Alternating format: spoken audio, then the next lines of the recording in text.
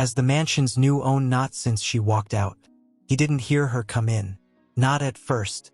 The scent came before her. Lavender and vanilla. The same fragrance she'd worn the day they met, when she'd spilled coffee on his suit and laughed like the world hadn't a single worry. He turned slowly. She was standing in the doorway. Claire. Not in her usual sundress. Not with her hair tied in that messy bun she swore was practical. She wore a charcoal wool coat, collar turned up, eyes shadowed but steady. Her hands were empty. No suitcase. No bags. Just her. And the quiet. "Ethan," she said. Not angry. Not pleading. Just there. His throat tightened. He set the glass down too hard. The ice clinked like a funeral bell. "What are you doing here?" She didn't move closer.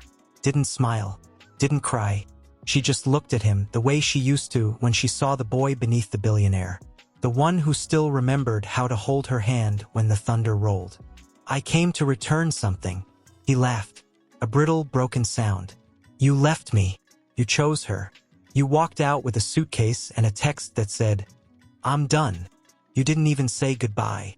Her breath hitched just once. Barely there. "I didn't leave you for her, Ethan." His face hardened. Don't twist it now. I saw the texts, the photos, the hotel receipts. You spent 3 nights in Aspen with her. You called her my future. You told me you needed space. You said I was too distant." She stepped forward then. One slow step, then another. The heels clicked against the marble like a heartbeat returning to life. "I didn't go to Aspen for her," she whispered. "I went for you." He froze. "I got sick, Ethan. Stage 3. Pancreatic. The doctors said 6 months, maybe less, if I didn't start chemo immediately." His breath stopped. "I didn't tell you because I knew you'd try to fix it. You'd sell your companies, cancel your deals, fly me to every specialist in the world. You'd carry the weight of my dying like it was your fault." Tears welled in her eyes. Not from pain, but from love. "I couldn't let you drown in grief before I was even gone." He didn't move. Couldn't. His chest ached as if something inside had cracked open. Raw and bleeding. You knew." She nodded. "I knew the moment I saw the scan. I spent the last 3 months preparing. I changed my will. I sold my shares in the art gallery we opened together. I gave everything to the orphanage you secretly funded, the one you never told me about. I even paid off the debts of your father's old friend, the one you said you'd never speak to again." A sob tore from him. He didn't try to stop it. "You left me to protect me?" "I left you," she said, voice trembling now, "because I loved you enough to let you live, even if it meant you'd hate me." She reached into her coat pocket, pulled out a single envelope. "This is the deed to the penthouse," she said, placing it gently on the coffee table. "And the keys to the villa in Tuscany, the one we dreamed of buying. I bought it last week.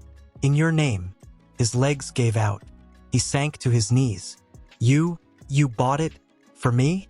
"I bought it," she whispered, tears falling now. "So you'd have a place to remember me, not with anger, with peace." He reached for her hand. She let him take it. "I didn't leave you for her," she said again. "I left you for God." He looked up, broken. "What?" "I went to the hospice chapel every morning," she said, squeezing his fingers. "I prayed for you, not for healing, for surrender. I asked God to help you find your soul again, even if I wasn't there to hold your hand." Silence. The rain outside slowed. A single drop rolled down the glass. "I'm not dying, Ethan," she said softly. He blinked. "What?" "The scan was wrong," she said. "They misread the tumor. It wasn't malignant. It was benign. I had surgery 2 weeks ago. I'm fine." He stared at her, trembling. You lied." "I didn't lie," she said, smiling through tears. "I told you the truth. I just didn't tell you the whole truth." He pulled her into his arms. Hard, desperate, as if she were the only thing holding the world together. She didn't resist. "I'm sorry," he choked out. "I'm so sorry I didn't see you. I didn't see you. I saw the CEO, the wife, the woman who fit into my life like a trophy. I never saw the soul who loved me even when I was unlovable. She rested her forehead against his. I still do. Outside, the city still glittered. But inside, the storm had passed. And for the first time in years, Ethan Vance felt like he was breathing again. Certo, agora tu como narrador e storyteller desenvolva a historia sem marcacos com o nome de cada tópico que for desenvolve. Mi conti sobrio tópico tu com dialogo como su fosso espectador. Sempre lembrando de desenvolver com vida moco. Com os sentimentos de forma que a estrutura de narrativa utiliza uma linha temporal linear de modo o espectador sentir o que o personagem está sentindo amigos. Com 6.000 characters when 3, max the morning after she left. The house felt like cathedral abandoned mid-prayer. Ethan didn't turn on the lights. He didn't need to. The gray dawn slipped through the blinds like a ghost searching for a soul it once knew. He walked through the living room, past the couch where she used to read to him on Sunday afternoons. Her voice low, steady, the way a mother sings to a child who's afraid of the dark. He touched the cushion, still warm, not from the sun, from her.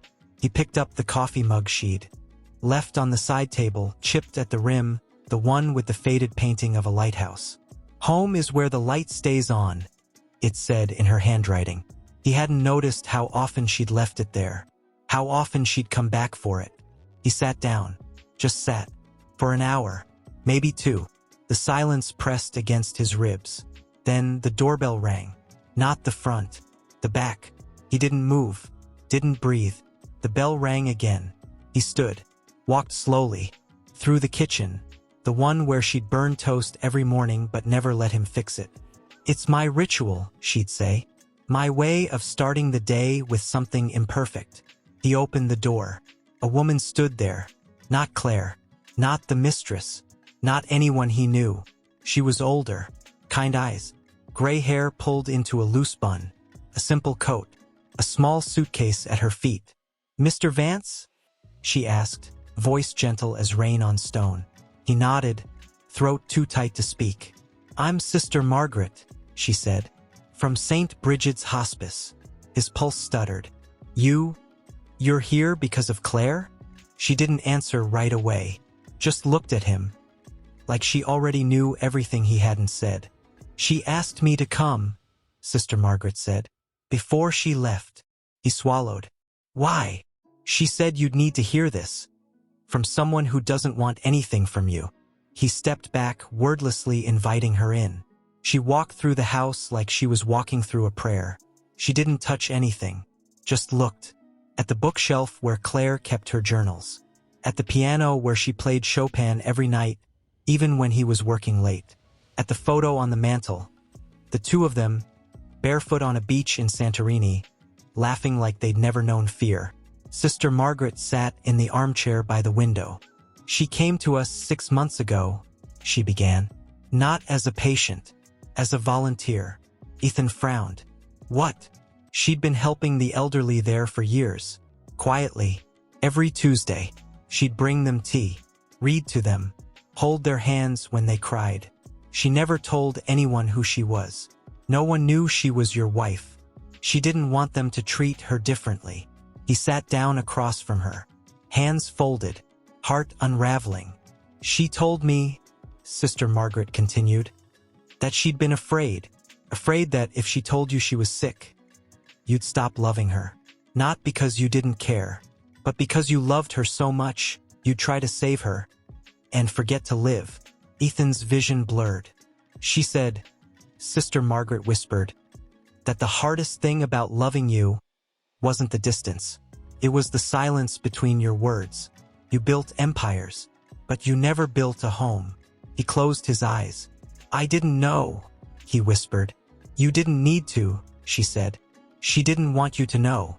Not yet. Not until you were ready to see her. Not as your wife, but as a woman who loved you enough to walk away so you could find yourself. He looked up. Why are you here now? Sister Margaret reached into her coat and pulled out a small leather-bound book. This is hers, she said. She wrote it over the last 3 months. Every day. She didn't write to you. She wrote for you. For the day you'd be ready to read it.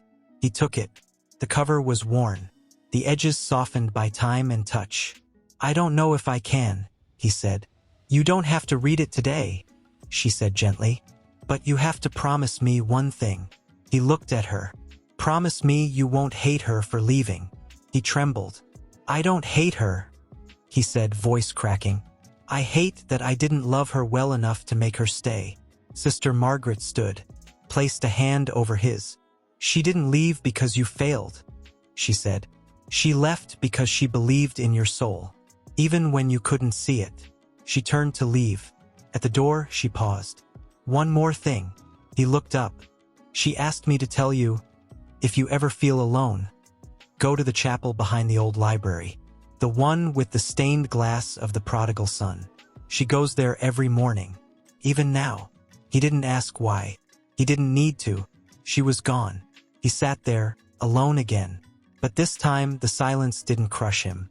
It held him. He opened the book. The first page read, if you're reading this, you're not alone.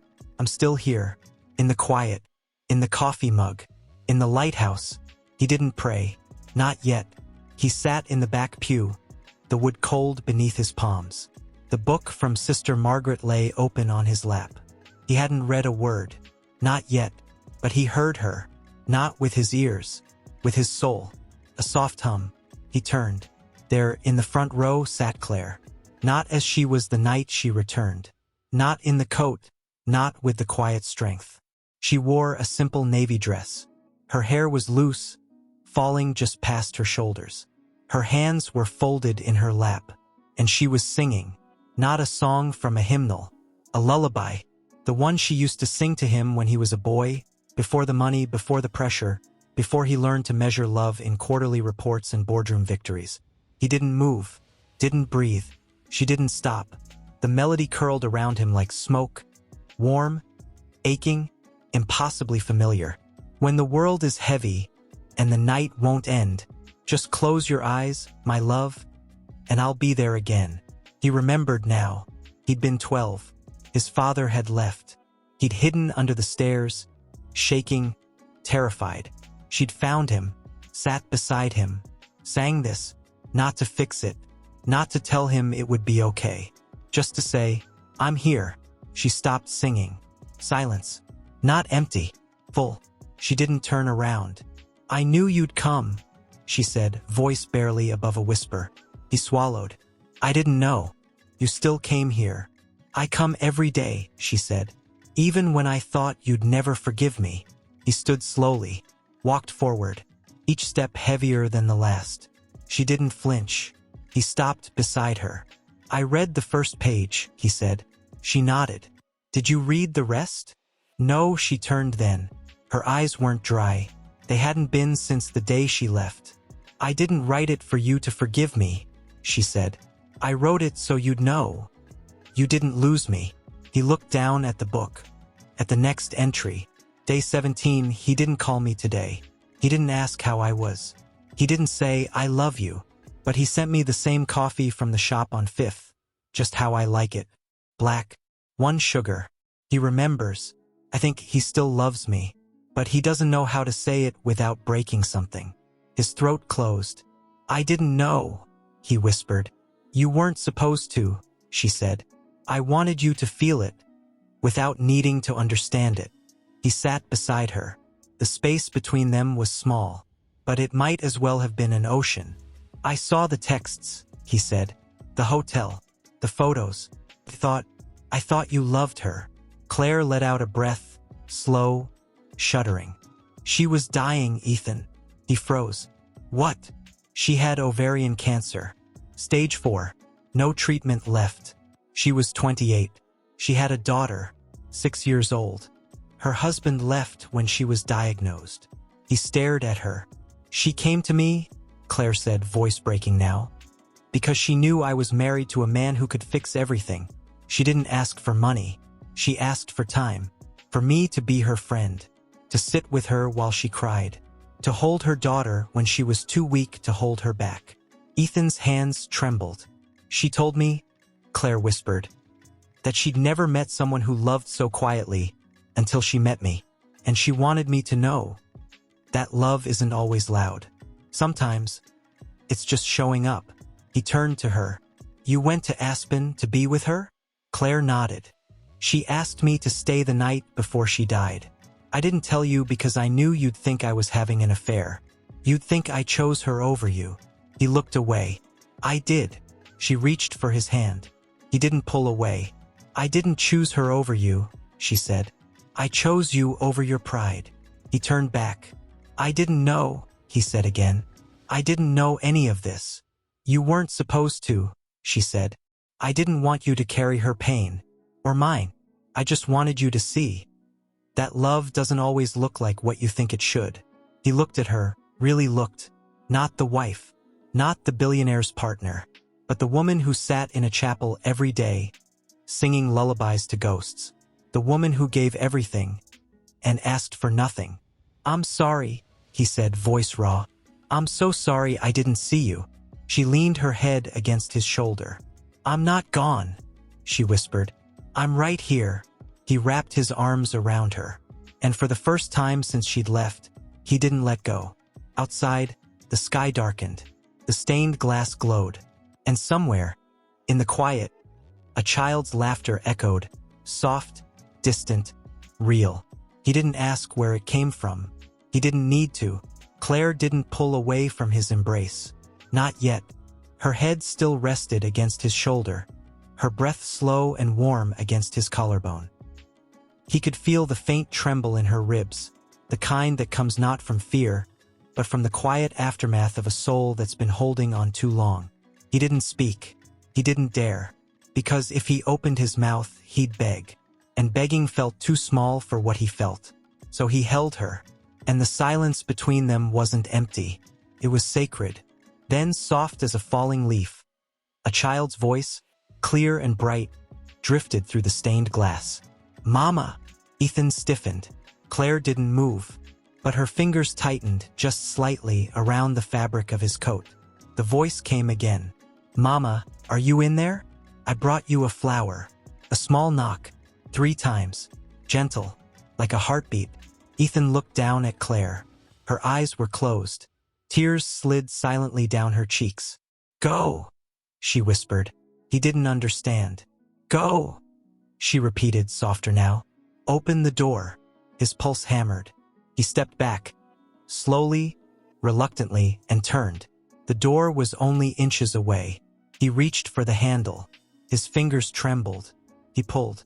There, on the chapel steps, stood a little girl, no more than 6, wearing a yellow raincoat, too big for her.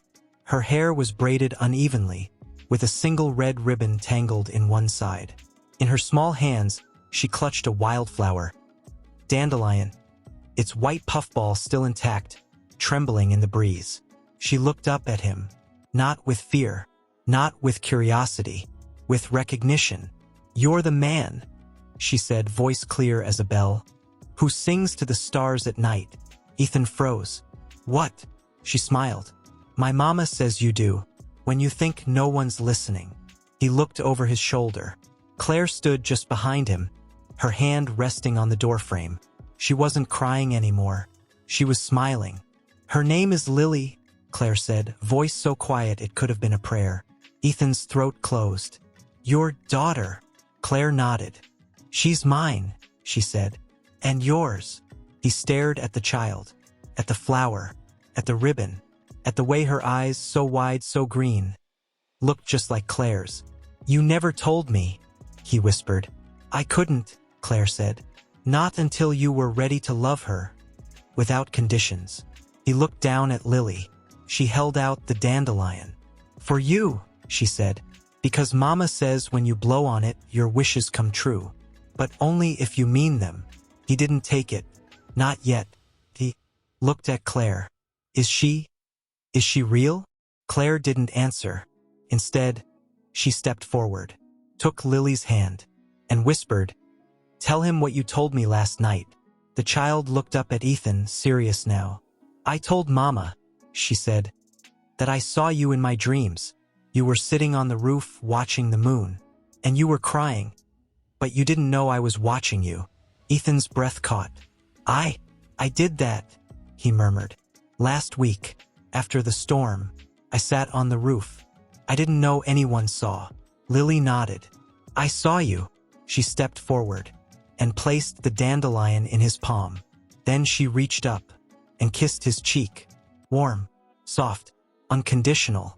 I don't want you to be sad anymore, she whispered. And then she turned, took her mother's hand, and walked down the steps. Ethan stood frozen, the flower in his hand, the kiss on his skin, the echo of a child's voice ringing in his chest. Claire, he called, voice cracking. She stopped, didn't turn. Tell me, he said. Tell me everything. She turned slowly. Her eyes were full, not of sorrow, of peace.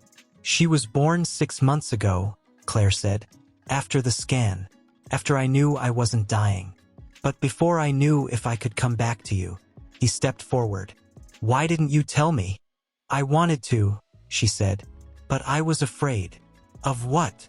That you'd love her and still not love me. He moved then, fast, not with anger, not with force, but with the desperate, trembling grace of a man who'd spent his life building walls, only to realize the only thing he ever wanted was to be held. He crossed the steps, reached her, took her face in his hands. I love you, he said, voice breaking. I always have. I just didn't know how to say it without sounding like a man who owns things instead of loves them. She leaned into him. I know, she whispered. He looked past her. Lily sat on the bottom step, swinging her legs, blowing gently on the dandelion fluff that had fallen from his hand. 100 tiny parachutes lifted into the twilight. One landed on his shoe, another caught in Claire's hair, and just one floated upward, toward the chapel window, toward the stained glass sun.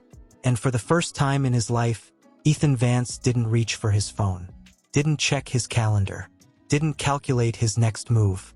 He just stood, held his wife, watched his daughter, and let the wind carry his heart where it had always belonged. Behind them, the chapel bell rang. Once, slow, like a promise. Ethan didn't move. He stood on the chapel steps, Claire's hand still in his, Lily's small fingers now tangled in the hem of his coat.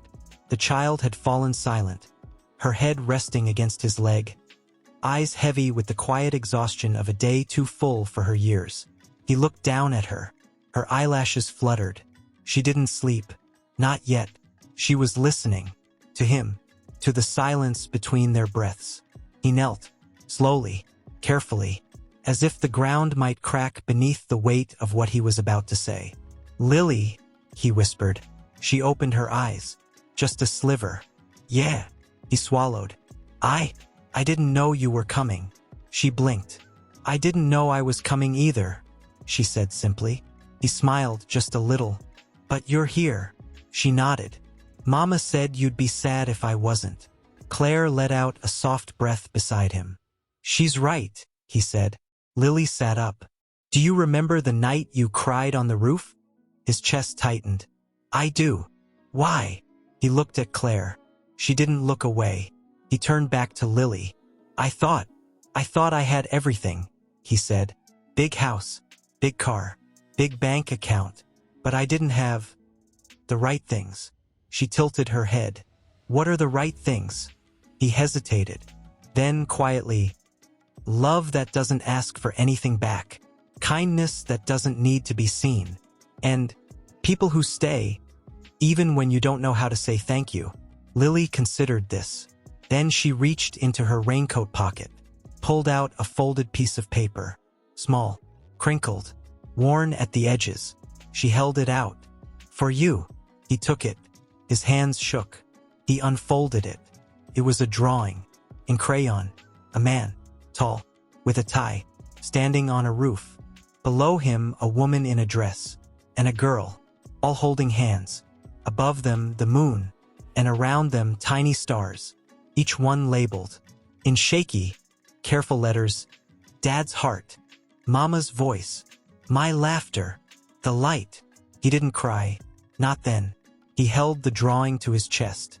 And when he looked up, his eyes were wet, but his voice was steady. I don't deserve this, he said. Claire knelt beside him. Deserve? She whispered.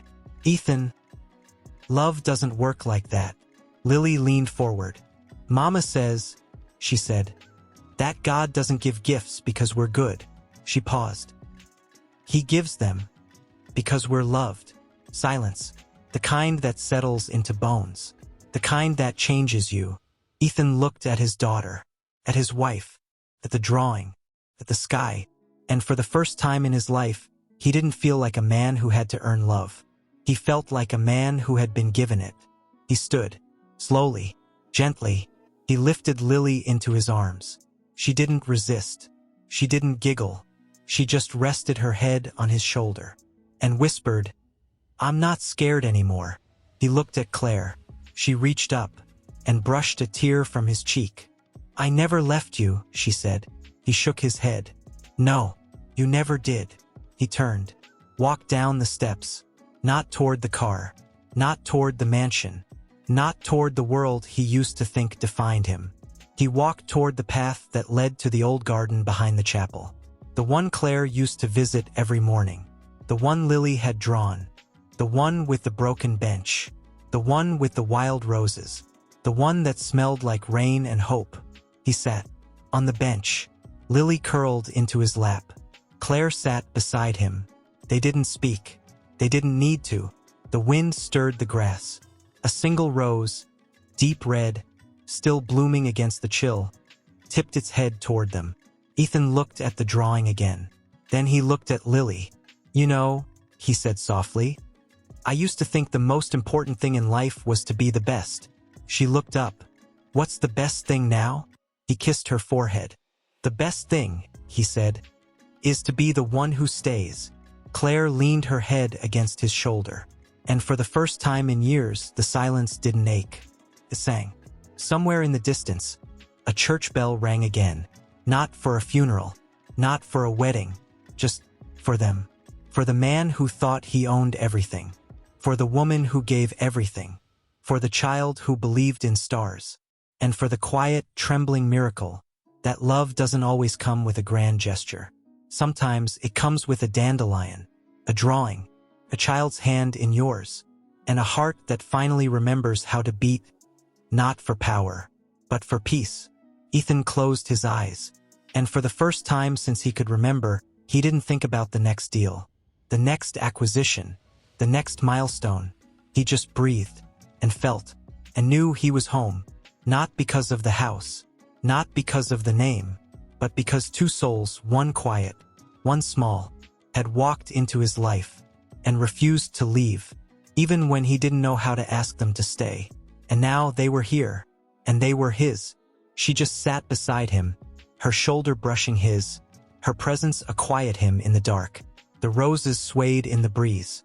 One petal broke free, drifted, landed on Lily's cheek. Ethan reached for it slowly, as if touching it might wake the dream. He didn't. He just held it between his thumb and finger, a single crimson thread in the dark.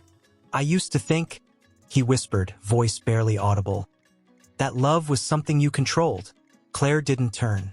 I know. I thought if I gave enough money, time, gifts, titles, it would be enough to make someone stay. She sighed. It never was. He looked at the petal. Then what was? She was quiet for a long time. The wind stirred again. A distant train whistle echoed through the trees. Then, I think, she said, love is what happens when you stop trying to fix someone and just let them be. He turned his head, looked at her. In the moonlight, her face was softer than he remembered. Not younger, not prettier, just real. I didn't know how to do that, he admitted. I didn't know how to let you be, without trying to change you into the wife I thought you should be. She smiled just slightly. You never tried to change me, she said. You just stopped seeing me. He closed his eyes.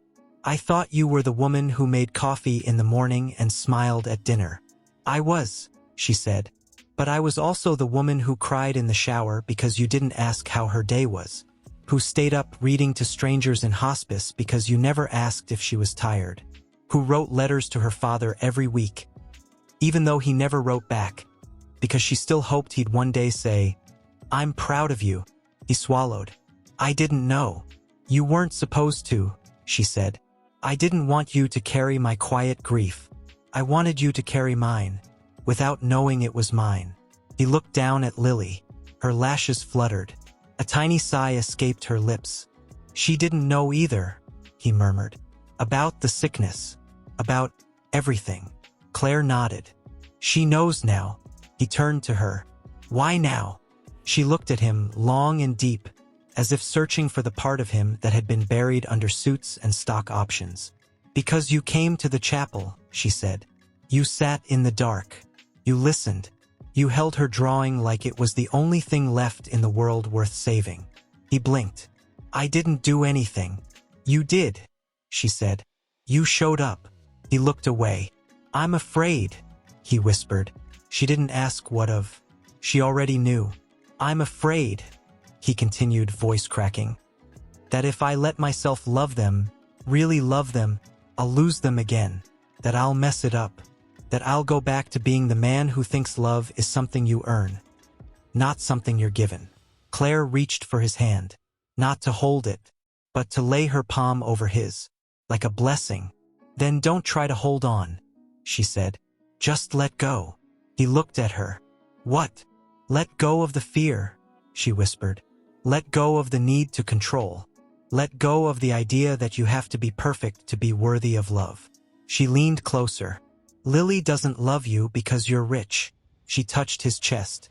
She loves you because you cry when you think no one's watching. She touched his hand. And I love you, not because you built an empire. She kissed his knuckle. But because you finally stopped trying to build a wall around your heart. He trembled. Tear fell. It landed on Lily's hair. She didn't stir. But her fingers tightened, just once, around his coat. Ethan looked down at her. At the drawing still clutched in his other hand. At the rose petal. At the moonlight pooling on the ground like liquid silver. And then, he did something he hadn't done in years. He whispered. Not to Claire. Not to the night. To the child sleeping against him. I'm sorry, he breathed. I'm so sorry I didn't see you before. Lily stirred. Not awake. Not yet. But her lips moved. Softly. Like a dream speaking back. It's okay, Daddy. He froze. Claire didn't move. Didn't breathe. They both heard it. The same voice. The same words. The same impossible, tender grace. He looked at Claire. Tears spilled down her cheeks. She says that, Claire whispered. Every night before she sleeps. She says it to you. He turned back to Lily. Do you hear me when I talk to you? Lily's lips moved again. I hear you, Daddy. He pressed his forehead to her hair. And for the first time since he could remember, he didn't fight the tears. He let them fall. Into her curls. Into the silence. Into the dark. And as he did, the wind stilled. The roses stilled. The world stilled. And for the first time, he didn't feel like a man who had to fix everything. He felt like a father. A husband. A man who had been loved. Even when he didn't know how to be lovable. Claire leaned her head against his shoulder. And whispered. She's not just your daughter. He didn't ask. He already knew. She's your miracle. He looked up. Past the garden. Past the chapel. Past the city lights. To the stars. And for the first time in his life, he didn't look for answers. He just looked. And listened. And let the quiet do its work. Because somewhere, in the space between a child's whispered words and a husband's broken sobs, love had finally found its voice. And it didn't shout. It didn't demand. It didn't need to be seen. It just was. And it was enough. More than enough. It weighs in man. Forehead still pressed to Lily's hair, tears drying slow and silent on her curls. His fingers curled around the crumpled drawing like it was the last prayer he'd ever be allowed to hold. Claire didn't speak. She didn't need to. The silence between them had become a language now. One only the wounded and the faithful could understand. Then a sound. Not from the garden. Not from the wind. From inside. A soft, rhythmic tapping. Like fingers on glass. Ethan lifted his head. Slowly. Turned. Beyond the rose bushes. Beyond the broken bench. Beyond the path that led to the chapel, the mansion's back windows glowed. One of them, the third from the left, the study, the room he hadn't entered in 6 months, the room where he used to sit for hours, alone, scrolling through emails, signing contracts, ignoring the world outside. And now the light was on, and someone was tapping, 3 times, deliberate, gentle, like a knock, but not on the door, on the glass. Ethan stood. Lily stirred slightly in his arms but didn't wake. Claire rose too. She didn't ask where he was going. She just followed. They walked through the garden in silence, past the roses, past the ivy climbing the stone wall, toward the house.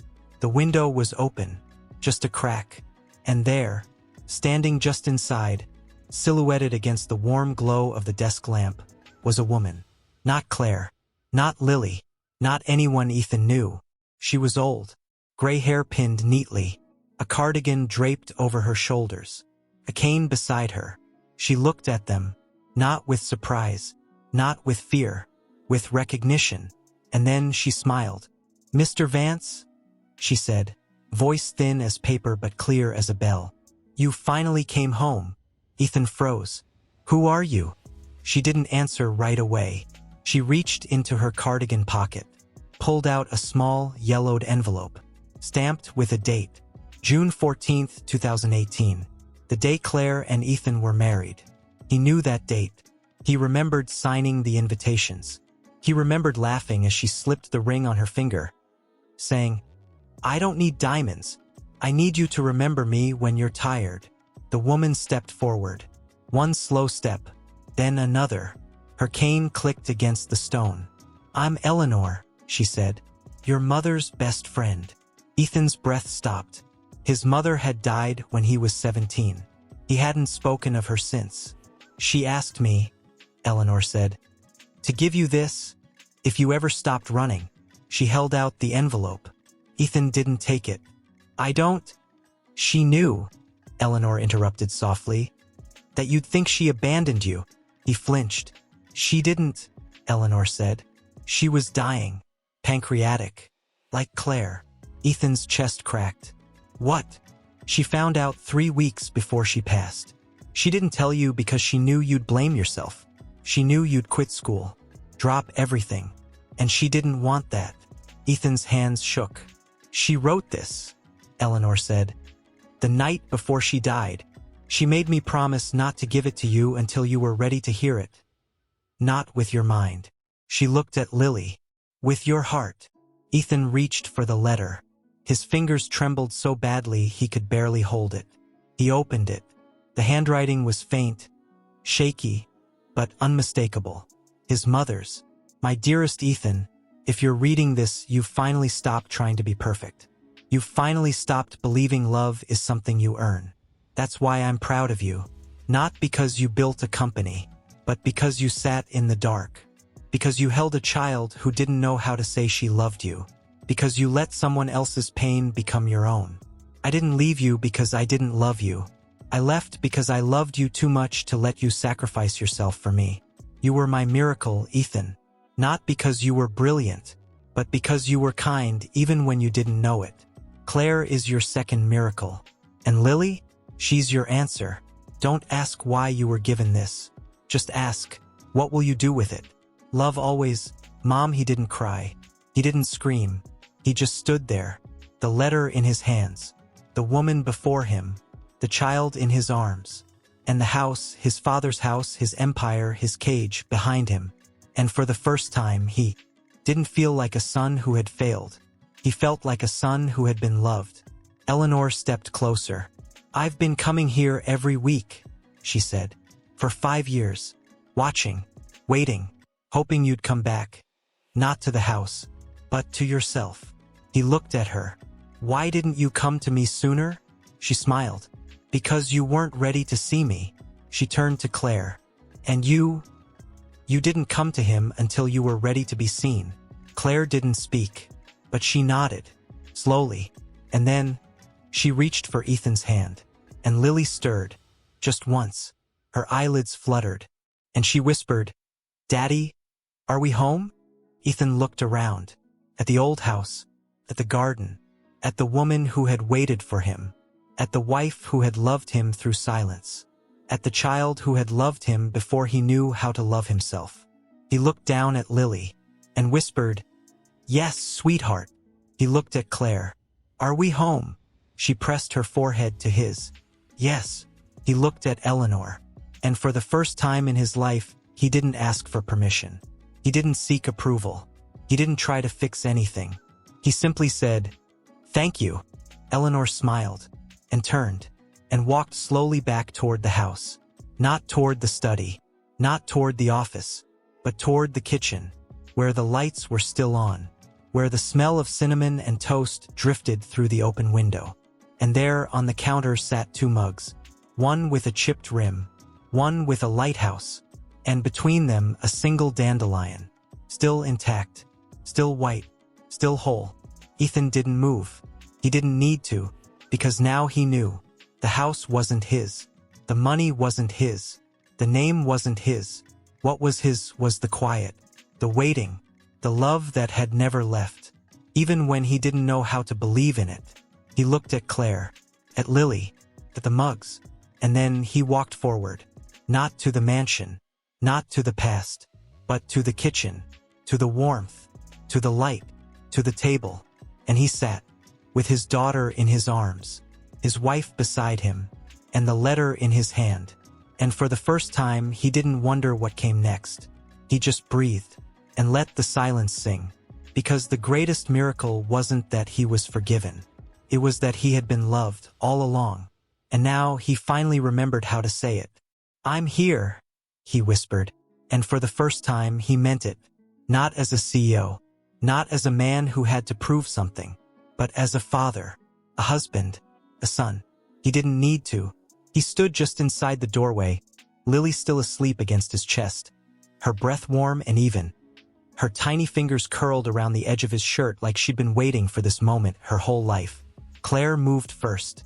She walked to the counter, didn't rush, didn't speak, just picked up one of the mugs, the one with the lighthouse.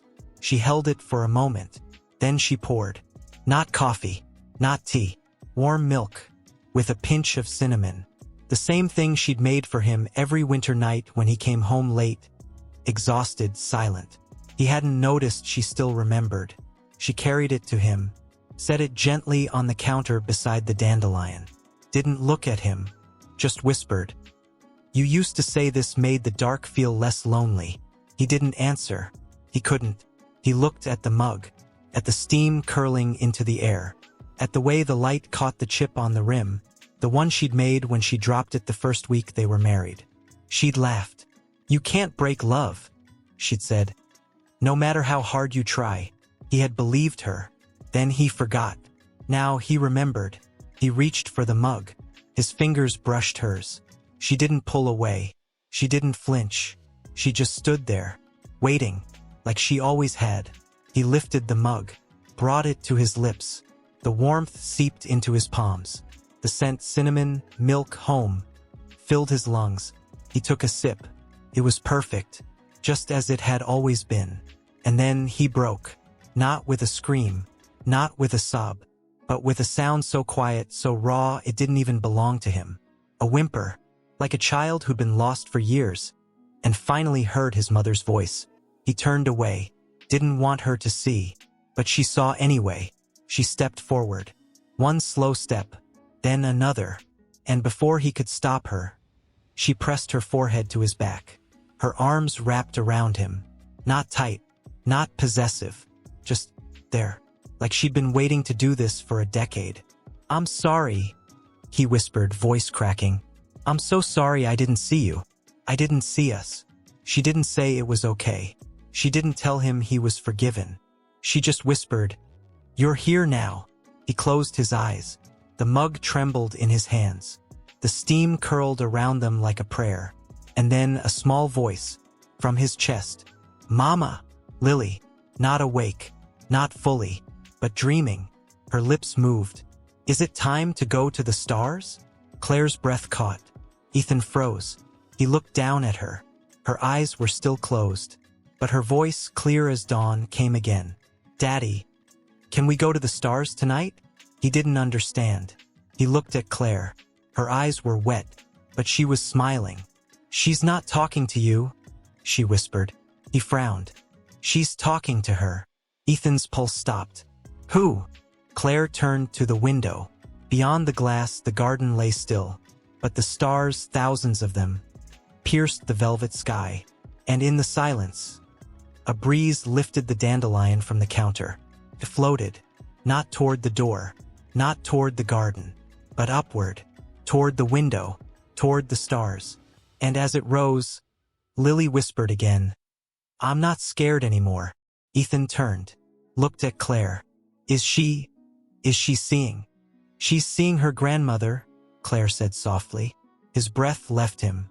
Mom, Claire nodded. She used to tell Lily bedtime stories about the stars. Said the brightest ones were people who loved so deeply, they became light. Ethan's vision blurred. She told me, Claire whispered, that one night, she'd sit on the roof with you and point to the sky, and she'd say, look, Ethan, that's me. I'm the one that doesn't go out. Even when you can't see me. He looked up, at the stars, at the dandelion, now a speck of white dancing among them. And then he saw it. One star, brighter than the rest. Not new, not different, just there, like it had been waiting for him to look, to remember, to believe. He didn't speak. He didn't need to. He just held Lily tighter and whispered, I see you, Mom. The dandelion drifted and vanished into the dark, but the star still glowed. And for the first time, Ethan didn't feel alone. He felt seen. Claire stepped back. Gently, she took the other mug, the one with the chipped rim. She poured milk into it, added cinnamon. Then she placed it on the counter, beside the dandelion, and sat, just like she used to, on the stool, by the window, watching the night, watching him, waiting, not for him to speak, not for him to fix anything, just for him to be. He walked over, sat beside her, didn't look at her, didn't look at the mug, just stared at the stars, and whispered, I used to think love was something you built. She didn't answer. He continued, I thought if I worked hard enough, if I earned enough, if I became enough, someone would stay. He paused. Then, but love isn't built. He looked at her. It's remembered. She turned to him. Her eyes were full, not of sorrow, of grace. You're remembering now, she said. He nodded. Yeah. He looked back at the stars, at the mug, at Lily, at the dandelion that had floated away. And then he reached for her hand, not to hold it, not to claim it, but to rest his fingers over hers, like a promise, like a prayer, like a man who had spent his life running and had finally stopped. I don't want to be the man who owns things anymore, he whispered. She squeezed his hand.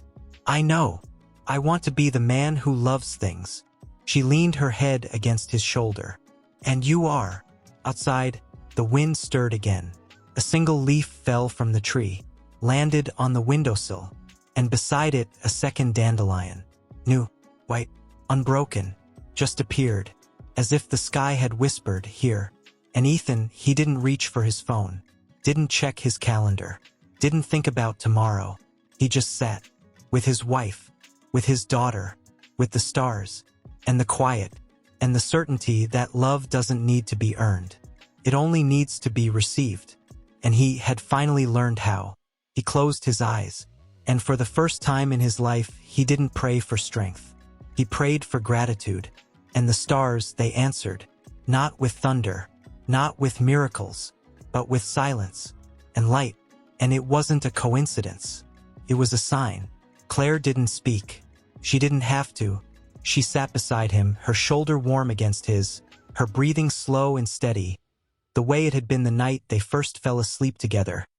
After a long day of silence, after the first time he'd held her without trying to fix anything, Lily stirred, not awake, not yet, but her lips moved. Mama, is the star still there? Claire smiled. Yes, sweetheart. Can I see it? Claire glanced at Ethan. He didn't answer. He just lifted Lily gently, still asleep, and carried her to the window. He didn't open it. He just held her there, so she could feel the night, so she could feel the stars, so she could feel them. The wind lifted the dandelion from the sill. It floated slow, drifting, weightless, toward the glass. And then it pressed against the pane, as if waiting. Lily's eyelids fluttered. Her small hand rose, not to grab, not to catch, just to touch. Her fingertips brushed the glass, right where the dandelion hovered. And then she whispered, "I see you." Ethan froze. Claire didn't breathe. The dandelion didn't move. But the star, brighter now, pulsing faintly in the sky, seemed to lean closer. Ethan looked down at his daughter. Her eyes were still closed, but her face peaceful, serene, like she was talking to someone only she could see. "Are you okay, baby?" Claire whispered. Lily didn't open her eyes, but she smiled. "Grandma says, you're not alone anymore." Ethan's chest cracked open. He didn't cry. He couldn't. The weight was too deep, too holy. He turned to Claire. Her eyes were full, not of tears, of wonder. "She's not dreaming," he whispered. Claire shook her head. "She never does." He looked back at Lily, at the dandelion, at the star, and then he remembered. His mother used to say, "When love is real, it doesn't disappear. It just changes shape." He had thought she meant heaven. He didn't realize she meant this. The quiet, the waiting, the way love lingers in a mug of warm milk, in a child's dream, in a dandelion that floats against glass, in a star that remembers your name. He knelt, still holding Lily, looked into her face. "Lily," he whispered, "can you tell me what she said?" Her lips moved, softly, like a secret meant only for him. She said, "You didn't lose her." A pause. Then, she said, "You just forgot how to look up." He swallowed. His throat burned. She said, Lily whispered, "that you're not broken." Ethan closed his eyes. "No," he breathed. "I'm not." She said, Lily continued, voice barely there, "that you're learning how to love, the way she loved you." Single tear fell. It landed on Lily's cheek.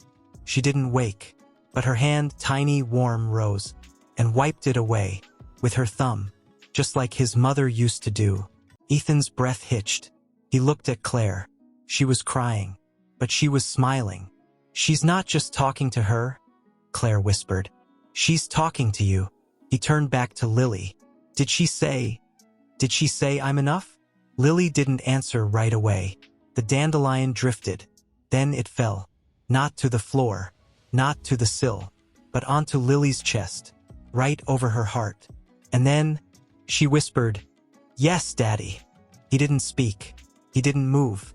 He just sat there, kneeling, holding his daughter, with the dandelion resting on her, with the star shining above, with his wife beside him, and the silence, the quiet, sacred, unbearable silence, filling the room like a hymn. He didn't pray. He didn't beg. He didn't ask for more. He just let it be. Let the love be. Let the memory be. Let the dandelion be. Let the star be. Let his daughter be. Let his wife be. Let himself be enough. And then Lily's breathing deepened. She was asleep, truly asleep, not dreaming, just resting. He lifted her carefully, carried her to the couch, laid her down, covered her with the quilt, the one his mother had stitched, the one with the lighthouse on the corner. He didn't kiss her forehead. He didn't say goodnight. He just sat beside her and watched for a long time, until the moon climbed higher, until the stars grew brighter, until the dandelion fluff, now settled on the floor, began to glow just faintly, as if lit from within. Claire came beside him, sat on the floor, leaned her head against his knee. He didn't look at her. He didn't need to. He reached down, took her hand, and held it, not to own it, not to control it, just to feel it, to know it was real, to know she was real. And then, she whispered, "She's not gone, Ethan." He nodded. "I know. She's here." He looked down at her. "At the hospital when I was sick. She came every day. Not as a ghost, not as a memory, but as a presence. Like a warmth, like a breath on my neck when I was alone. He looked at Lily.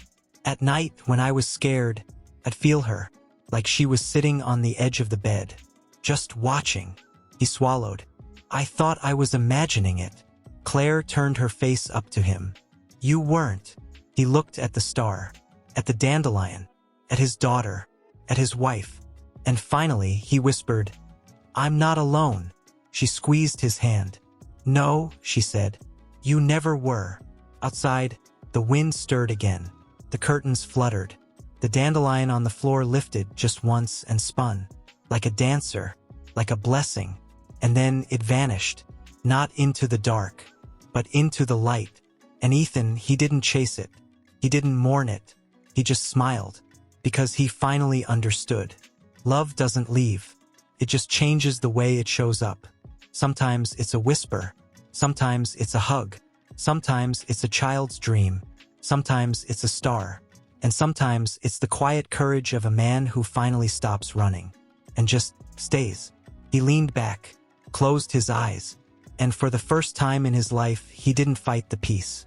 He let it in, and it filled him, not with joy, not with triumph, but with something deeper, something older, something eternal. He didn't need to see the dandelion again. He didn't need to hear the voice. He didn't need to prove anything. He just needed to remember that he was loved, that he was held, that he was home, and that he was no longer afraid, because love had never left. It had just been waiting for him to stop running. Not silent, but sacred, the kind of stillness that settles after a storm has passed. Not because the wind has stopped, but because the heart has finally learned to listen to it. Ethan didn't move from the couch. He sat beside Lily, one hand resting lightly on her chest, feeling the slow, steady rise and fall of her breath. Like the tide, gentle and eternal. Claire sat on the floor beside him, her head still against his knee, her fingers curled around his, not holding tight, but holding true. Outside, the night deepened, the stars blazed, the dandelion had vanished, but the warmth remained, and then a sound, not from the garden, not from the window, from inside the walls, a soft, rhythmic tapping, like footsteps, slow, deliberate, coming from the hallway. Ethan didn't turn. He didn't need to. He knew. Claire didn't move, but her breath caught. Just once. The tapping came again. 3 times. Then a pause. Then one more. Like a knock. Not on the door. On the memory. Ethan looked down at Lily. She was still asleep, but her lips moved. Grandma's here, Claire whispered. She always is. The tapping came again. Closer now. Near the doorway. Ethan slowly turned his head. The hallway was dark, but at the far end, where the old staircase curled upward, a single light flickered on. Not the chandelier, not the sconce, the little night light, the one his mother had installed when he was 7. A tiny, round bulb shaped like a moon. He hadn't seen it on in 15 years. He'd forgotten it even existed. And now it glowed. Soft, yellow, warm, like a heartbeat. Ethan stood, gently lifted Lily from the couch, carried her like a prayer. Claire rose beside him. They walked into the hallway. No words, no fear, just step, then step. Then the light at the top of the stairs flickered again. And then a voice, not loud, not commanding, not even from the air, from the space between. Ethan, his name, spoken like a lullaby. He stopped. His breath left him. Mom! No answer. But the light pulsed. Once, then twice. Like a nod. Lily stirred in his arms. Her lips moved. She says, "You're home." Ethan's knees trembled. He didn't cry. He didn't beg. He just whispered, "I'm sorry I didn't come back sooner." The light flared brighter, then dimmed, like a sigh. Then a new sound. From above. A whisper. Not words. A melody. The same one his mother used to hum when she tucked him in. When the world is heavy, and the night won't end, just close your eyes, my love, and I'll be there again. Ethan closed his eyes, and for the first time in his life, he didn't try to understand. He didn't try to explain. He just listened, and let the music carry him. Claire stood beside him. Her hand found his, and she whispered, "She's not gone." He nodded. "I know. She's not a memory." He swallowed. "I know. She's a presence." He looked up, toward the light, and whispered, "I see you." The light glowed, brighter, longer. Then it didn't fade. It changed. It spread. Down the stairs, down the hallway, until the entire corridor was bathed in soft, golden light. Not from a bulb. Not from electricity. From something else. From her. And then, a photograph appeared. Not on the wall. Not on the table. Floating. In the air. Between them. It was him. Age 7. Wearing pajamas. Holding a stuffed bear. And his mother kneeling beside him. Smiling. Her hand on his shoulder. And behind them, a single dandelion blooming in the window. He remembered that day. She'd taken him outside after he'd cried because he thought she was leaving. He'd asked, "Will you stay forever?" She'd smiled. "I'll stay as long as you remember me." He'd forgotten. Until now, the photo hovered. Then it dissolved. Not into smoke. Into light. Into the air. And then a new image appeared. Him. Age 22. Standing at her funeral. Eyes dry. Face hard. Hands clenched. And beside him, Claire. Just 16. Holding his hand. For the first time. And in her other hand, a dandelion. She'd picked it from the cemetery lawn. And whispered, "She's not gone. She's just waiting for you to look up." He'd pulled away. Hadn't spoken to her for months. Now the image faded. And another appeared. Him. Age 38. Sitting alone in his study. Head in hands. Tears falling onto a contract he couldn't sign. And above him, a single dandelion seed, floating down from the ceiling vent, landing on his paper, right beside his name. He'd brushed it off, thought it was dust. Now he knew. It was her. He looked at Claire. She was crying. Not from sadness. From awe. "She's been with you," she whispered. "Every time you felt alone." She was there. In the quiet. In the wind. In the way you still buy cinnamon toast on Tuesdays, even though you hate it. He looked down at Lily. Her eyes were open. Just a sliver. Watching. Smiling. "She says," she whispered, "you don't need to be fixed." Ethan's breath hitched. "She says, you just need to be held." He looked up. At the empty hallway. At the fading light. At the silence. And then he whispered, "I'm here, Mom." The light pulsed. Once. Then gentle. Like a kiss. And then it was gone. The hallway returned to darkness. The night light went out. The photograph vanished. But the warmth remained. On his skin. In his chest. In the space between his breaths. Claire stepped forward. Put her arms around him. And Lily, still half asleep, reached up. And touched his cheek. With her tiny fingers. And whispered, "You're not broken, Daddy." He closed his eyes. And let himself be held. By his wife. By his daughter. By the love that never left. He didn't speak. He didn't need to. Because now he knew, some loves don't die. They just learn how to speak in silence. In dandelions. In nightlights. In children's dreams. In the quietest moments when you're too tired to pretend. And too broken to run. And still they find you. Still they hold you. Still they say, "I'm here." He didn't ask for more. He didn't beg for proof. He just whispered, "Thank you." And for the first time he meant it. Not as a man who had to earn love. But as a man who had been given it. All along. And now he was ready to live like it was true. He looked at Claire. At Lily. At the dark hallway. And smiled. Because he didn't need to see her again. He just needed to remember. And he did. He remembered. And that was enough. More than enough. It was everything. And as he held them both, the house, the night, the stars, they all whispered back. Not in words, but in warmth, in light, in love, that had never left, and never would. He closed his eyes and let himself be held by the past, by the present, by the quiet miracle of being loved. Even when he didn't know how to believe it, ever sleeps, but with the quiet sigh of sunlight, pale gold, spilling across the kitchen floor like a whispered promise. Ethan didn't wake first. He didn't stir. He was still on the couch, Lily curled against his chest, one arm draped over his heart, her breath warm and sweet with the scent of sleep and cinnamon. Claire sat on the floor beside him, her head resting on the arm of the couch, her eyes closed. Not asleep, but waiting.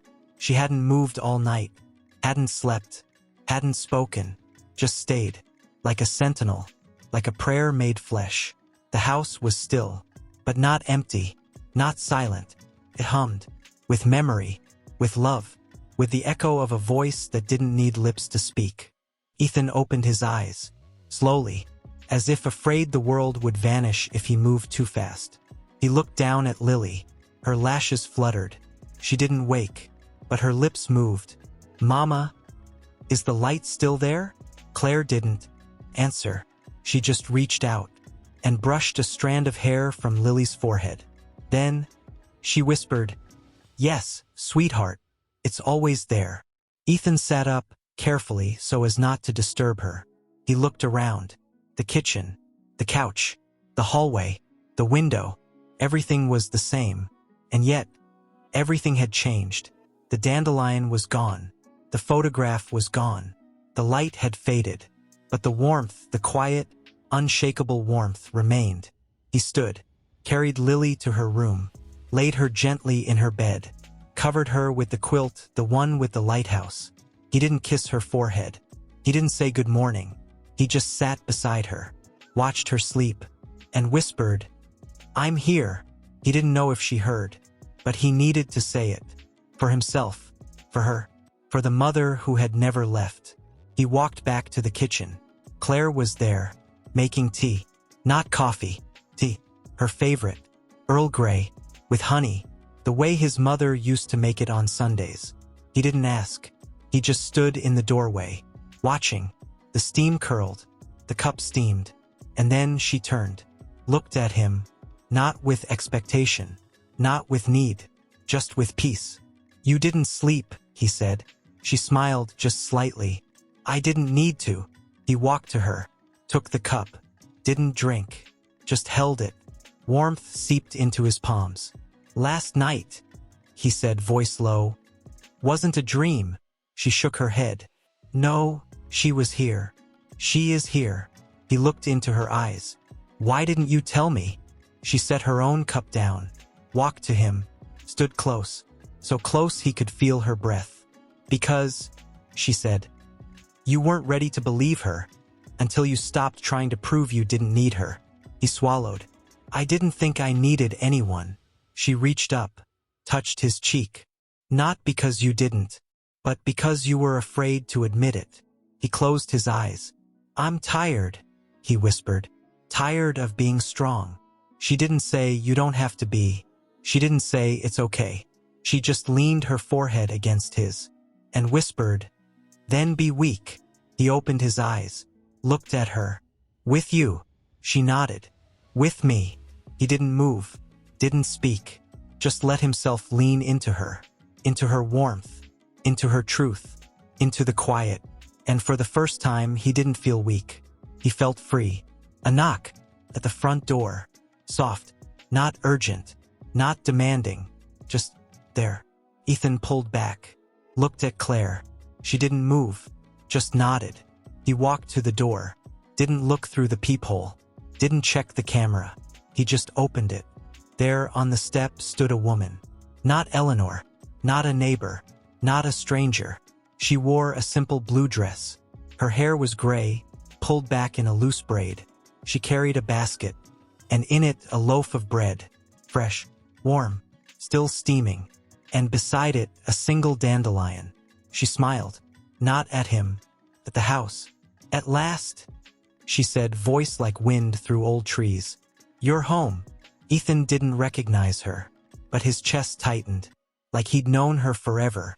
"Who are you?" he asked. She looked at him, And for the first time, he saw it. The same eyes, the same shape of smile, the same quiet strength. His mother's, not her face, but her soul. "I'm Mrs. Calloway," she said. "Your mother's neighbor. For 50 years. He blinked. She never told me you were here. She didn't tell you a lot of things," Mrs. Calloway said, "because she knew you'd try to fix everything, even the ones who didn't need fixing." She stepped forward, didn't wait for permission, walked inside, set the basket on the counter, looked around. Then she turned to him and said, "She asked me to give you this."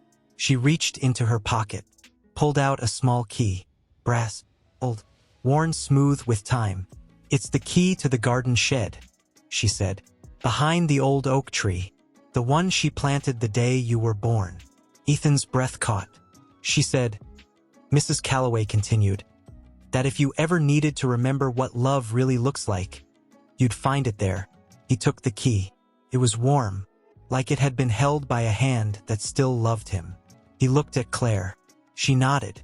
"Go," she whispered. He didn't ask why. He didn't need to.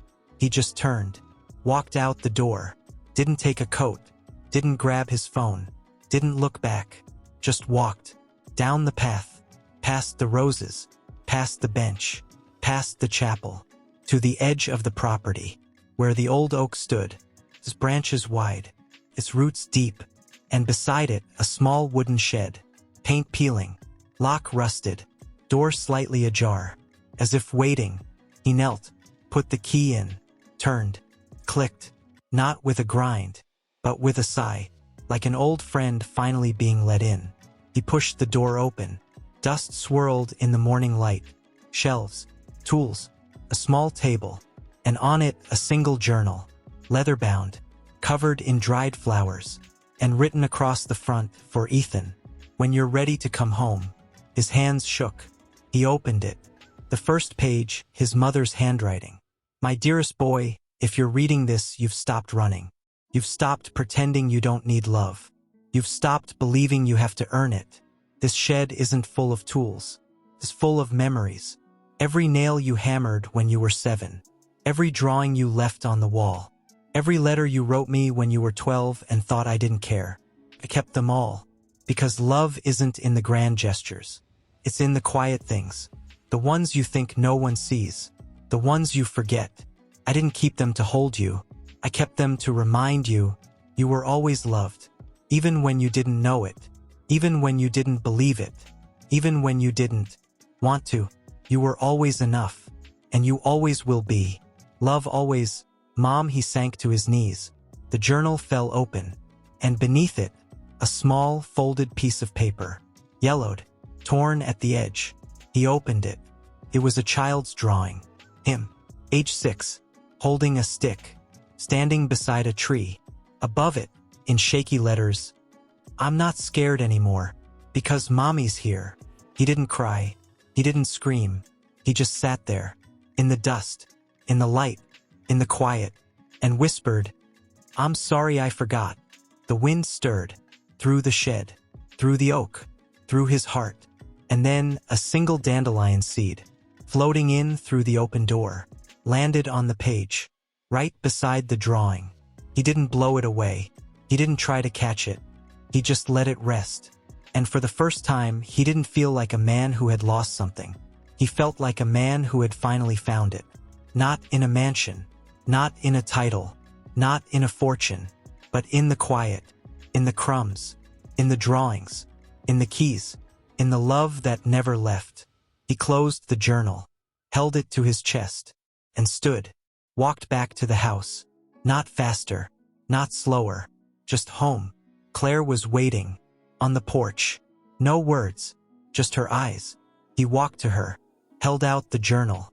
She didn't take it. She just took his hand, and whispered, "She's still here." He nodded. "I know." "And Lily?" He looked back at the shed, to the oak, at the dandelion seeds still resting on the page. "She'll know too." Claire leaned into him, and whispered, "Then we'll tell her." He looked up, at the sky, at the sun, at the world, and finally he smiled. Not because he had answers, but because he didn't need them anymore.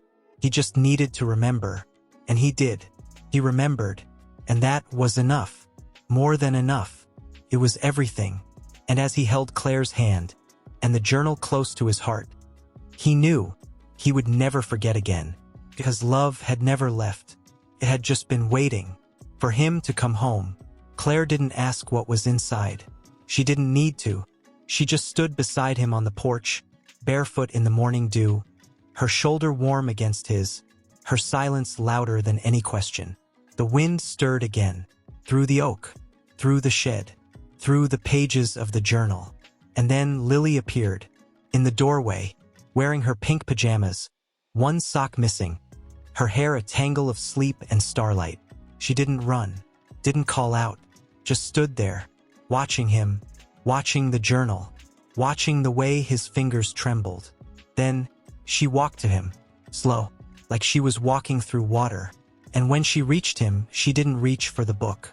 She reached for his hand, and placed her small fingers over his, just like his mother used to, and whispered, "Is that her?" Ethan looked down, nodded. "Yes, sweetheart." Lily didn't cry. She didn't smile. She just closed her eyes, and whispered, "I dreamed about her last night." He swallowed. What did she say? Lily opened her eyes, looked up at him, not with a child's innocence, but with a knowing, the kind that comes only from those who've been held by heaven.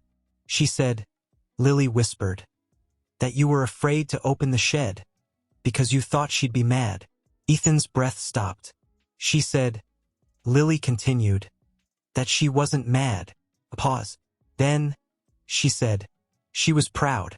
Ethan's throat tightened. He didn't speak. He couldn't. He just bent down, kissed Lily's forehead. Then he looked at Claire. She nodded.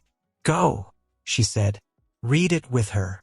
He took her hand, and together, father and daughter, they walked into the house, sat on the couch, the journal open on his lap, Lily curled against him, her head on his chest, and he began to read, not aloud, not for show, but for her, for them, for the quiet miracle of a child who had never met her grandmother, but knew her better than anyone. "My dearest Ethan, I kept this journal not to tell you how I loved you, but to show you how I saw you. I saw you at 5, when you drew a picture of me with 3 arms because you didn't know how to draw a hug. I saw you at 9, when you cried because you thought I didn't love you anymore after I made you clean your room. I saw you at 12, when you wrote me a letter saying, 'I wish I was better.' I saw you at 16, when you slammed the door after I asked you to say goodbye to your father. I saw you at 22, when you left for college and didn't call for 3 months. I saw you at 30, when you bought the penthouse and didn't come to Christmas dinner. I saw you every day, Ethan. Even when you didn't see me, even when you didn't see yourself. You didn't need to be perfect. You just needed to be loved. And I loved you, not because you were strong, not because you were smart, not because you built something, but because you were mine. And I will love you until the stars forget their names."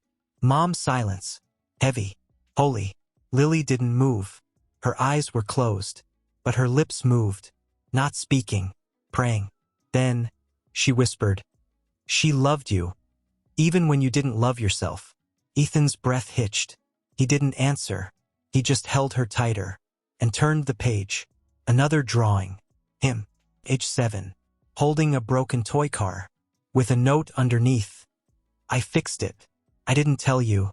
I didn't want you to think I was weak." Another. Him, age 14, sitting on the stairs, head in hands. Underneath, "I'm sorry I yelled. I didn't mean it. I just didn't know how to say I was scared." Another. Him, age 29, standing in front of a mirror, wearing a suit, eyes hollow. Underneath, "You think you're enough because you have money, but you're not enough because you're lonely." Ethan's hands shook. He didn't read the next one. He didn't need to, because Lily was crying, quietly, tears falling onto the page, not from sadness, from recognition. "She knew," she whispered. "She always knew." Ethan looked down, at the journal, at his daughter, at the words, at the love. And then he turned the page. One last entry, not written, drawn. A single sketch of him, sitting on the roof, at night, looking up, and above him 1,000 stars. And in the corner a tiny figure, small, soft, holding his hand, and beside it a single word, written in faded ink. Always. He didn't speak. He didn't breathe. He just pressed his forehead to Lily's, and whispered, "I didn't know." She looked up, her eyes wet, but bright. "I know now," she said, and then she reached for the journal, and placed it gently on the floor. Then she stood, walked to the window, opened it, let the morning air in, and then she turned, looked at him, and said, "Daddy, can we go to the shed?" He blinked. "Now?" She nodded. "Mama says." "She's waiting." He didn't ask who. He didn't need to. He picked her up, carried her out, back to the oak, back to the shed. And this time he didn't open it alone. He opened it with her. The door creaked. Sunlight poured in. Dust danced. And on the shelf, not just letters, not just drawings, but things. A tiny pair of mittens, a button from his first coat, a dried flower from the garden, a crumpled ticket stub from the circus they went to when he was 6.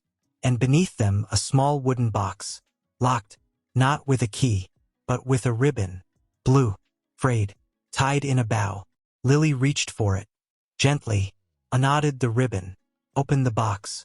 Inside a single photograph of his mother, holding him, as a baby, smiling, and beside her a tiny hand, Claire's, holding the other side, his mother, and Claire, together, smiling, with him between them. He didn't know. He never knew. Claire had been there, that day. She'd been the one who held the baby, the one who whispered, "She's beautiful," the one who stayed, even when he didn't, even when he didn't ask, even when he didn't see. He looked at Claire. She didn't look away. She just nodded. "I was there," she whispered. "I didn't tell you, because I didn't want you to feel guilty." He turned back to the box, and beneath the photo a note, in his mother's handwriting. "I didn't just love Ethan. I loved the woman who loved him back, even when he didn't know how to be loved. You didn't just marry my son. You saved him, and I thank you, with all that I am." Mom, Ethan's knees gave out. He sank to the floor. Lily crawled into his lap, and Claire sat beside them. And for the first time, all three of them sat in the quiet, in the light, in the dust, in the love that had never left, and never would. He didn't cry. He didn't speak. He just held his daughter, and looked at his wife, and whispered, "I didn't know how much I was loved."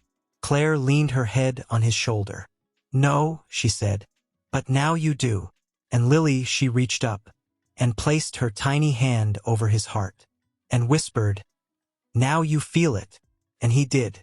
He felt it, not as a man who had to prove something, but as a father, as a son, as a man who had been held, by a mother, by a wife, by a child, and by a love that had waited, not for him to be perfect, but for him to be here. And now he was, and he was never leaving. The sun climbed higher, the dust settled, and in the shed the quiet sang, not with music, not with words, but with truth, that love doesn't shout, it doesn't demand, it doesn't need to be seen, it just stays, and waits, and holds, until you're ready, until you're home, small, so whole, so loved. Lily didn't move. She just sat there, her head resting against his chest, her fingers still curled over his heart, as if she could feel the rhythm of something ancient and tender, something that had been beating long before he knew how to name it. Claire didn't speak. She didn't need to. She just sat beside them, her hand resting on the edge of the box, her thumb brushing the faded ribbon. Blue, frayed, worn smooth by time, and then a sound, not from outside, not from the wind, from inside the box, a soft rustling, like paper shifting. Ethan looked down. The photograph was still there. The note was still there. But beneath them another slip, smaller, thinner, yellowed with age. He didn't reach for it. He didn't need to. Lily did. She lifted it gently, unfolded it, and read it aloud. Not because she understood every word, but because she knew some words don't need to be understood. They just need to be heard. To the one who finds this, I know you think I left too soon. I know you think I didn't say goodbye. But I did. I said it every morning when I kissed your forehead. Every night when I tucked you in. Every time I whispered, I love you. Even when you didn't answer. I said it when I cried in the kitchen after you left for college. I said it when I watched you through the window on your wedding day. Standing there, so tall, so cold, so afraid. I said it when I held your hand in the hospital, even though you didn't know I was there. I said it when I wrote this note, knowing you wouldn't find it until you were ready to stop running. You think I left you, but I never did. I just became the quiet, the space between your breaths, the warmth in your coffee, the lullaby you hummed when you thought no one was listening. I didn't die, Ethan. I became the love you forgot how to recognize. And I'm still here, not in the sky, not in the stars, but in the way you hold her now, in the way you look at her, in the way you finally let yourself be held. You didn't lose me, you found me, and now, you're home. Mom's silence, thick, sacred, the kind that doesn't end, transforms. Lily didn't cry, she didn't smile, she just folded the note and placed it back in the box. Then, she looked up at Ethan. Her eyes were clear, not wet, not frightened, but seeing. Mama says, she whispered, that you don't have to be sad anymore. Ethan swallowed. He didn't answer. He just pulled her closer, pressed his lips to the top of her head, and whispered, I'm not sad. She tilted her head. Then why are you crying? He didn't look away. He didn't hide. He just let the tears fall. One, then another, then a stream. Not from grief. From release. From the weight of a lifetime of carrying a heart he thought was broken, and realizing it had never been cracked. It had just been waiting to be held. Claire reached out, not to touch him, not to fix him, just to rest her hand on his knee, and whispered, She's proud of you. He looked at her, tears still falling. Proud. She nodded. She always was. He looked back at Lily, at the box, at the note, at the ribbon, at the light, and then he said it. Not as a man who had to prove something, not as a CEO, not as a husband, not as a father, but as a boy who had just found his mother. I'm sorry, he whispered. Lily reached up and wiped his cheek with her thumb, just like his mother used to, and she said, You don't have to say sorry. He blinked. Why not? Because, she said, her voice soft as dawn, you didn't do anything wrong. He stared at her. But I left. You didn't leave, she said. You just forgot how to come back. He looked at Claire. She smiled just slightly. She's right. He turned back to Lily. And you knew? She nodded. Every night when you cried on the roof, I came to you. He froze. You came. She smiled. I sat beside you. Why didn't I see you? Because, she said, you weren't looking for me. She leaned her head against his chest. I was looking for you. He closed his eyes. And for the first time, he didn't try to fix the ache. He let it be. He let it breathe. He let it be loved. And then, Lily reached into the box again, pulled out one last thing. Not a note, not a photo. A small wooden bird, carved, worn smooth, painted in faded blues and golds. Its wings spread, as if ready to fly. He didn't remember it, but he knew it. His mother had carved it for him when he was 5. He'd lost it in the garden, cried for days. She'd found it, and said, Some things aren't lost, sweetheart. They're just waiting to be found again. He took it, held it in his palm. It was warm, not from the sun, from something deeper, from her. He looked at Lily. Did you find this? She shook her head. No, then how? I didn't find it, she said. She pointed to the window. Outside, the oak tree, its branches swayed. And there, on the lowest limb, a single bluebird, perched, watching, wings still, eyes bright. Not a bird, not a memory, presence. Ethan's breath caught. Claire didn't move. She just whispered. She's saying goodbye. The bird didn't fly.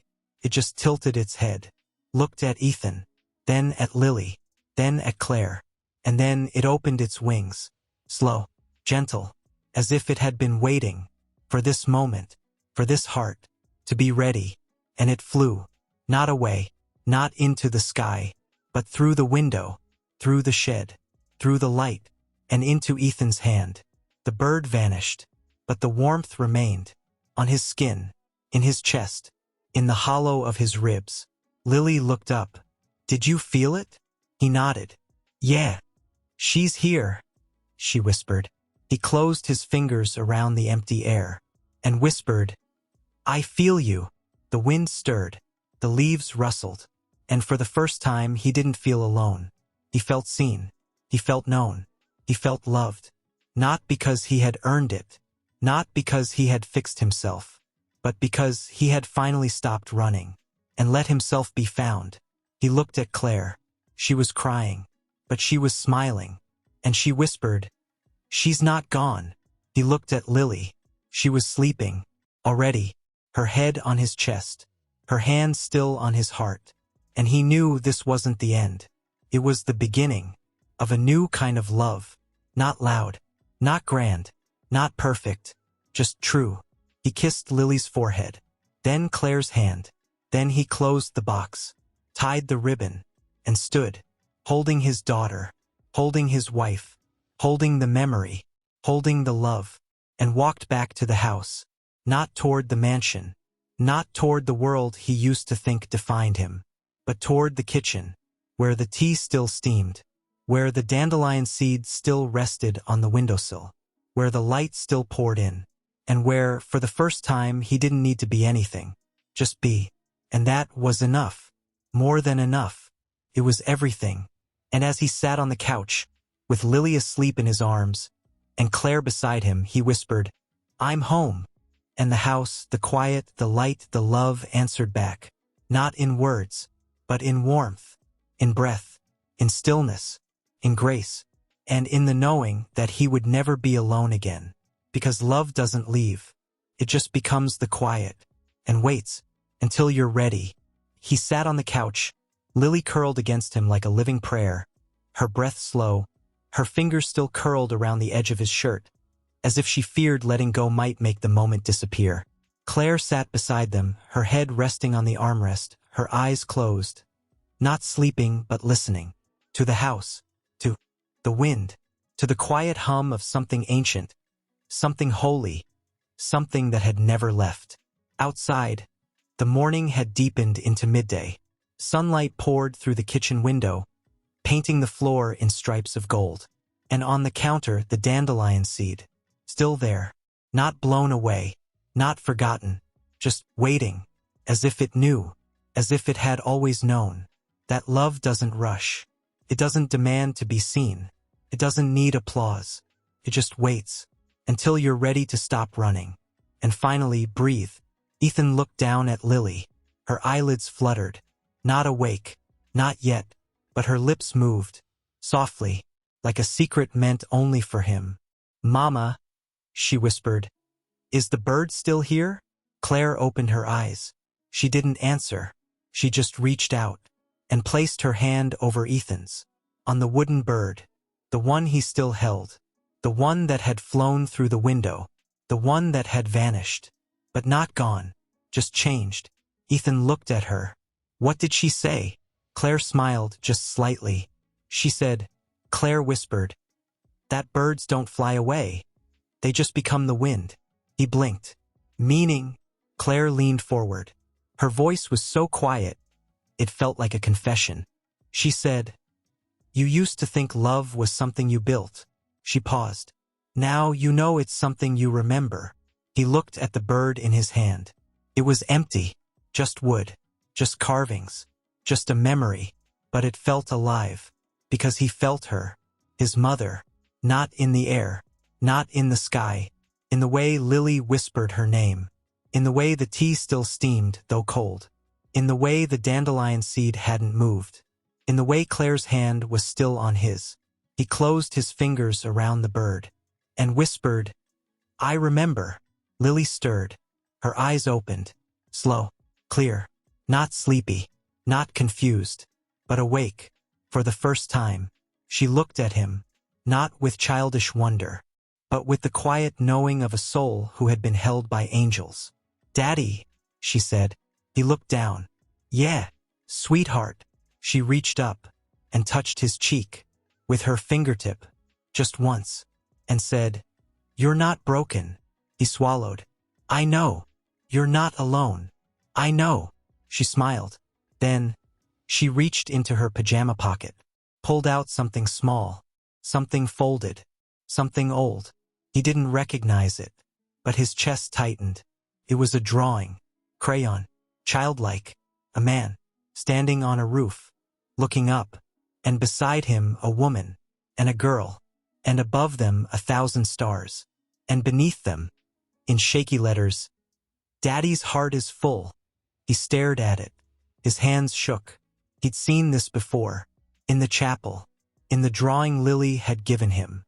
But this one was different, because in the corner a tiny signature, not Lily's, his mother's, written in faded ink. "For Ethan, when you're ready to see." He looked at Claire. She didn't speak. She just nodded. "She made this," Claire whispered, "the night before she passed." Ethan's breath left him. She drew this before she died?" Claire nodded. "She knew you'd find it one day." He looked back at the drawing, at the stars, at the man on the roof, at the woman, at the girl, at the words, "Daddy's heart is full." He didn't cry. He didn't speak. He just pressed the drawing to his chest and whispered, "I didn't know." Lily reached for his hand, held it, and said, "You didn't need to know." He looked at her. "What do you mean?" She tilted her head, like she was explaining something simple, something obvious. "Love doesn't need to be understood," she said. "It just needs to be felt." He stared at her, and for the first time he didn't see a child. He saw a messenger, a vessel, a quiet miracle. He looked at Claire. She was crying, not from sadness, from awe.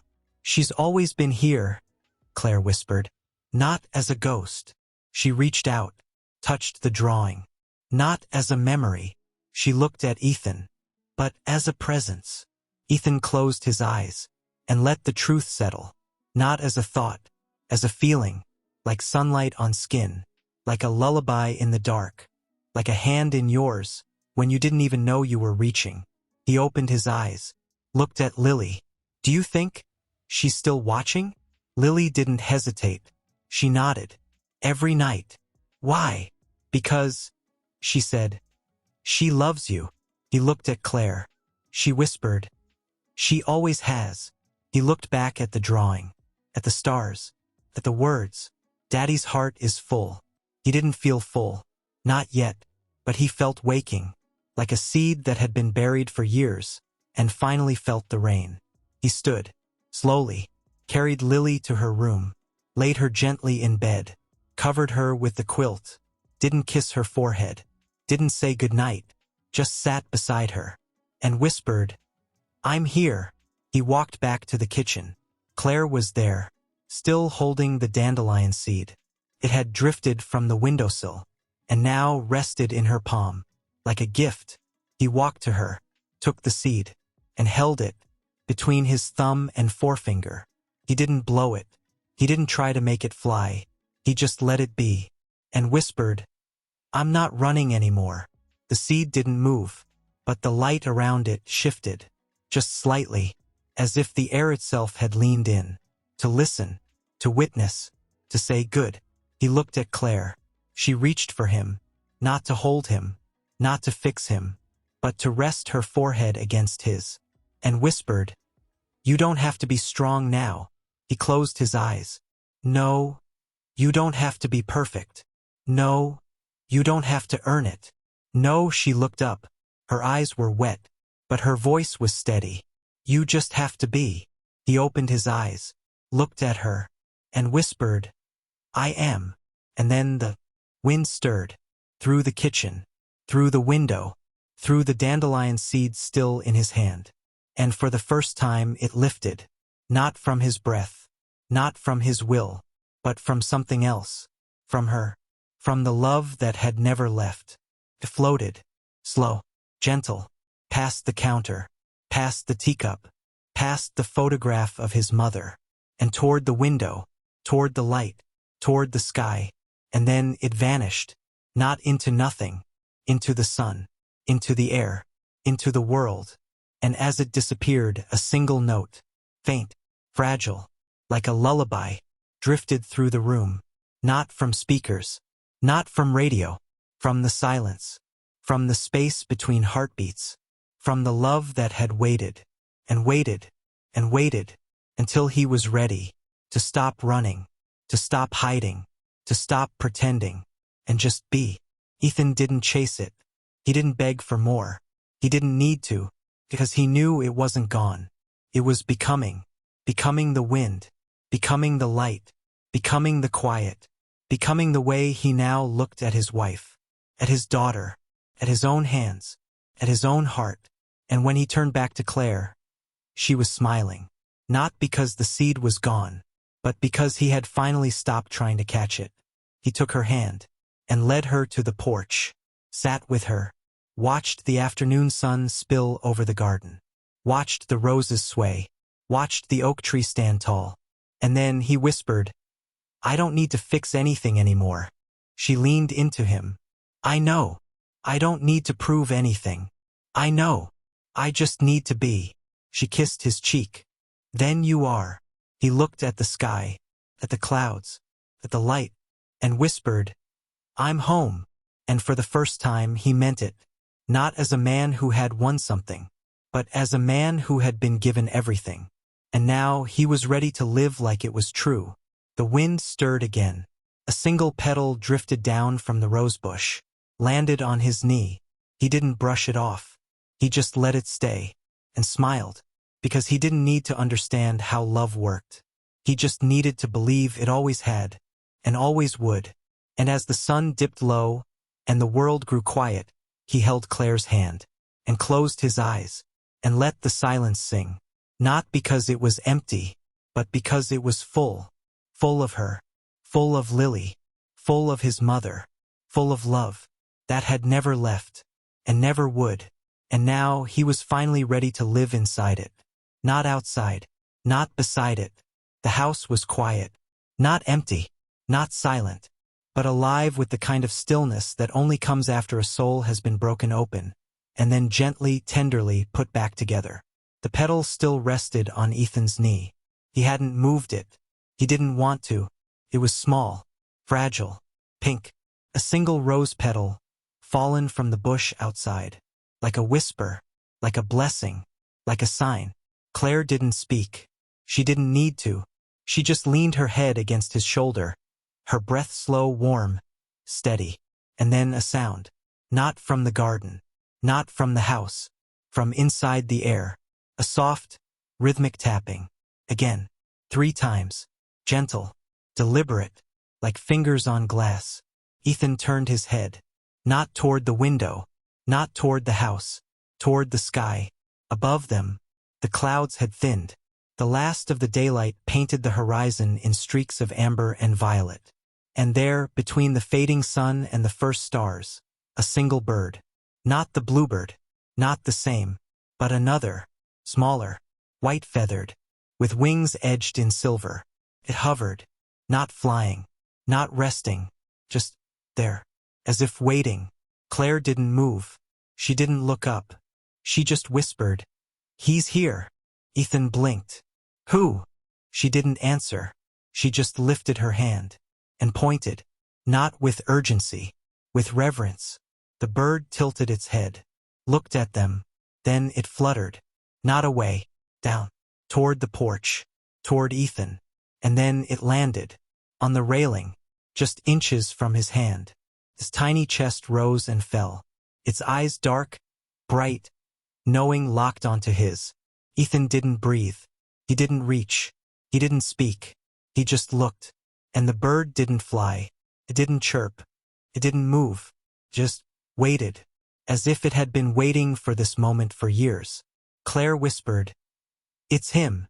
Ethan turned to her. "Who?" She looked at him, her eyes shimmering, not with tears, but with the quiet certainty of someone who has seen too much to doubt. "Your father." He froze. His father. The man who had left when Ethan was 12. The man who had walked out with a suitcase and a promise he never kept. The man Ethan had spent his life trying to become, so he wouldn't be like him. The man he had buried in anger, in silence, in resentment, and now here he was, not as a ghost, not as a memory, but as a bird, with silver wings, and eyes that held no blame, only love. Ethan's throat tightened. He didn't cry. He didn't speak. He just whispered, "I thought you hated him." Claire nodded. "I did." She looked at the bird. "But I learned, love doesn't end with death." She turned to Ethan. "It ends when we stop remembering." The bird shifted, just slightly, then it lifted its head, and opened its beak, not to sing, but to speak, not in words, not in sound, but in feeling, a warmth, presence, a voice that didn't come from the air, but from the space between Ethan's heartbeats. "I'm sorry." Ethan flinched, not from fear, from recognition, because he had heard those words before, in his dreams, in his prayers, in the silence of his own mind, when he was a boy, waiting for a knock on the door, for a car in the driveway, for a voice that would say, "I'm coming back." He looked,